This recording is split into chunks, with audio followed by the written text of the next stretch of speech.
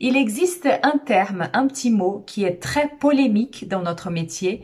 Certains sophrologues, ou plutôt certains futurs sophrologues, le découvrent en début de formation ou parfois un peu avant.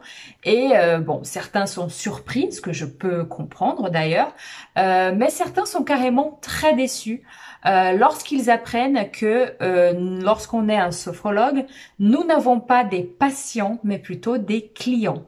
Et c'est de ça donc que je vais parler dans cette vidéo.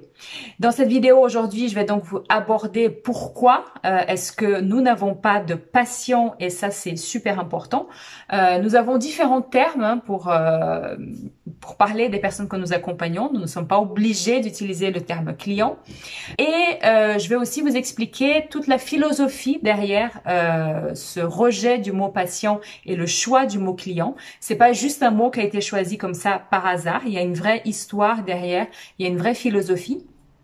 Et je vais aussi vous inviter, si vous faites partie des personnes qui sont très déçues et très choquées par ce terme-là, je vais aussi vous inviter à la fin de la vidéo à une petite réflexion parce que ça me semble important que tous ces termes-là soient clairs et vous soyez en accord avec ça si vous souhaitez être un bon sophrologue, être un bon thérapeute pour vos clients.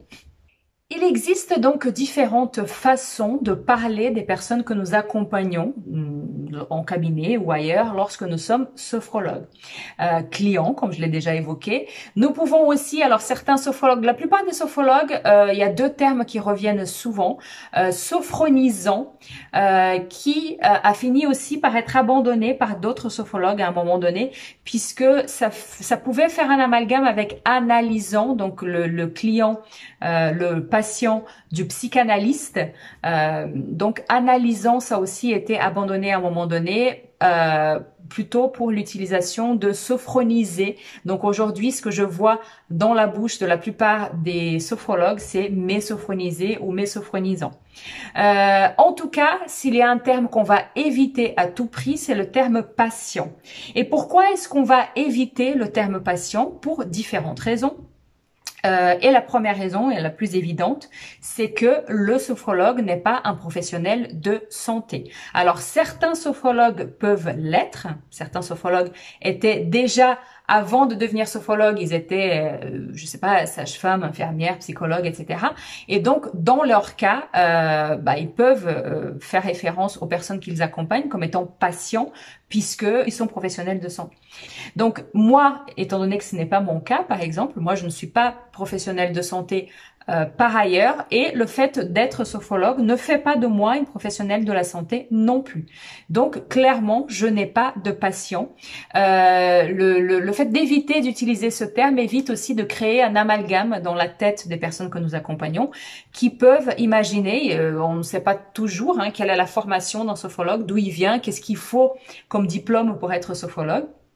Ça m'est déjà arrivé qu'on m'appelle pour prendre rendez-vous et qu'on m'appelle docteur. Donc c'est important que qu'on puisse dissiper cet amalgame-là dans la tête des personnes que nous accompagnons. Nous ne sommes pas médecins, nous n'allons pas faire de diagnostic, nous n'allons pas prescrire des médicaments, etc., etc. Donc l'utilisation du terme patient est vraiment à bannir. Et si vous entendez ce mot-là dans la bouche de certains sophrologues, c'est probablement, encore une fois, que par ailleurs, ils sont aussi professionnels de santé. Ça nous vient de Carl Rogers, donc le père de l'approche centrée sur la personne. C'est une philosophie. Justement, il ne s'agit pas d'une méthodologie ou d'une technique, mais plutôt d'une philosophie qui a été créée donc par Carl Rogers dans les années 40 aux États-Unis. Carl Rogers était donc un psychologue qui a, et je vais beaucoup parler de lui dans les futures vidéos parce que je suis complètement passionnée par son travail, mais ce sera pas le cas aujourd'hui. Mais juste pour vous donner quelques informations, Carl Rogers donc était un psychologue qui a essayé les techniques qui existaient à l'époque, comme le comportementalisme, comme la psychanalyse, pour accompagner les personnes qu'il était censé accompagner en tant que psychologue, et il n'était pas content des résultats. Il a donc créé une approche centrée sur la personne et non pas sur le symptôme.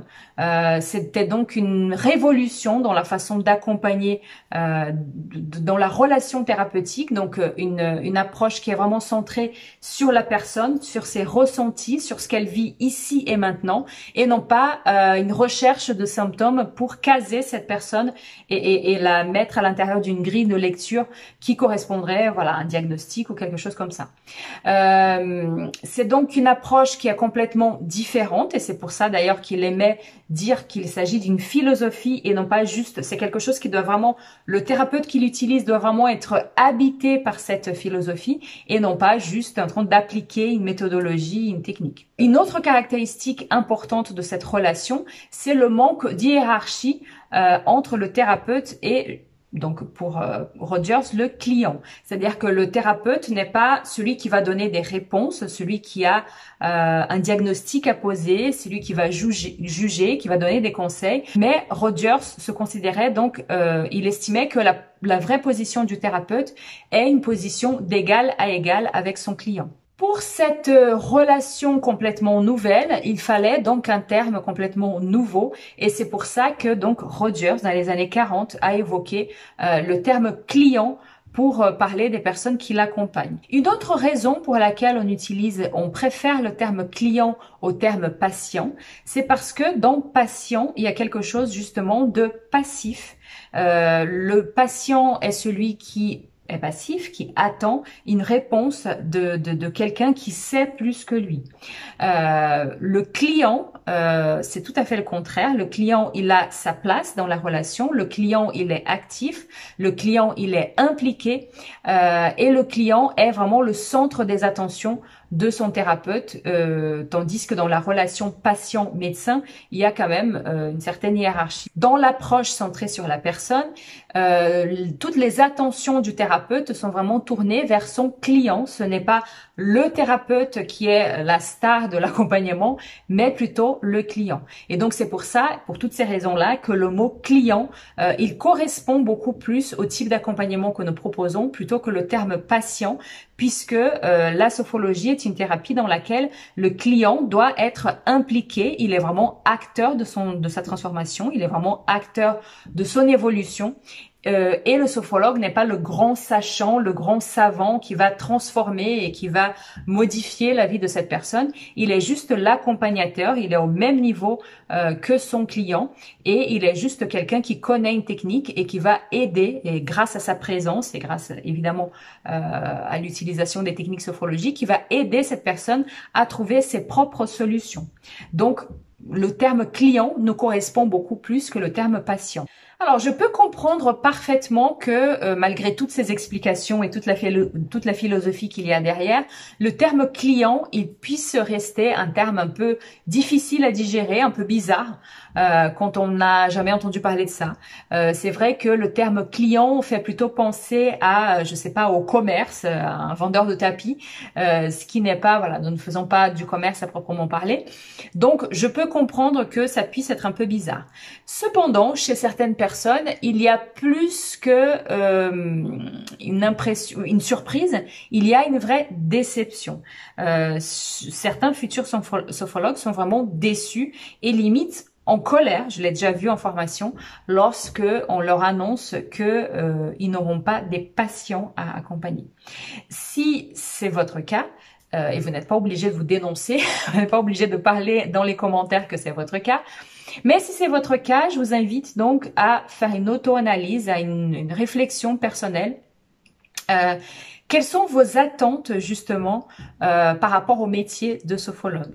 Est-ce que cette relation thérapeutique d'égal à égal est quelque chose qui vous convient? Est-ce que cette relation thérapeutique où on est juste quelqu'un qui va accompagner mais qui ne va pas apporter les réponses aux personnes que nous accompagnons, donc à nos clients, est-ce que c'est quelque chose qui vous convient? D'où vient cette déception? D'où vient cette envie d'avoir des patients? Ce serait peut-être intéressant de faire ce questionnement personnel, puisque le terme client, encore une fois, n'est pas juste un mot. Il y a toute une philosophie derrière ce choix de mots-là. Et si vous n'adhérez pas au mot parce que vous trouvez que c'est un peu bizarre, ok. Si vous n'adhérez pas au mot parce que vous n'adhérez pas à la philosophie derrière, ce serait peut-être intéressant de vous poser la question, est-ce que sophrologue est vraiment un métier qui est fait pour vous? Hein, je dis ça sans vraiment en toute bienveillance, mais voilà, on n'est vraiment pas dans une relation hiérarchique, il n'y a aucune supériorité de la part du sophrologue lorsqu'on accompagne nos clients. Voilà, donc j'espère que cette vidéo aura pu vous aider, vous aura permis de mieux comprendre d'où vient ce terme et un peu mieux comprendre comment nous, sophrologues, accompagnons nos clients. À très vite donc pour une prochaine vidéo.